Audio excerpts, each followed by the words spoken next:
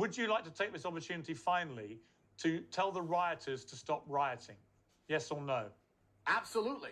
Well, considering I've been saying that for the last 4 days on Twitter and you didn't read any of the tweets out, they should be in front of you. There's at least 30.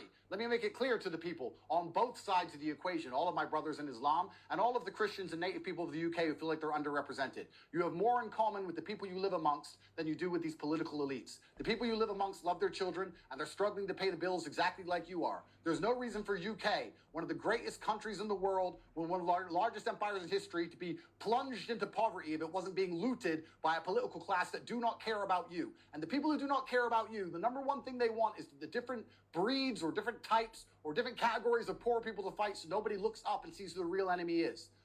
Britain can be a rich country and it can be prosperous and it can be safe and it can be regulated and the police can respond and it can be as beautiful as a lot as the first world Islamic nations are. There's no reason why it has to be the way it is unless a political class was failing the people who they're supposed to represent for generations. And that's where this anger and hatred comes from. Not because a video was made on Twitter. That is so infantile and asinine to believe that some little video on Twitter started all of these things. Here's what I say. What's happening. So stop rioting amongst each other and realize who the real enemy of your freedom is. When you understand the truth about this world, listen, I was born on a Luton council estate and now I have hundreds of millions of dollars. And let me promise you, it's never poor versus poor. It's rich versus poor. When a black billionaire and a white billionaire meet, there is no racism because they are billionaires. Racism is what they use to divide the poor people, to stop us realizing that they lie about every single thing on the news, that they inflate the currency constantly, they send our money away to wars we're not interested in. Nobody can afford their bills. Nobody can afford health care. And you're going to die alone in some nursing home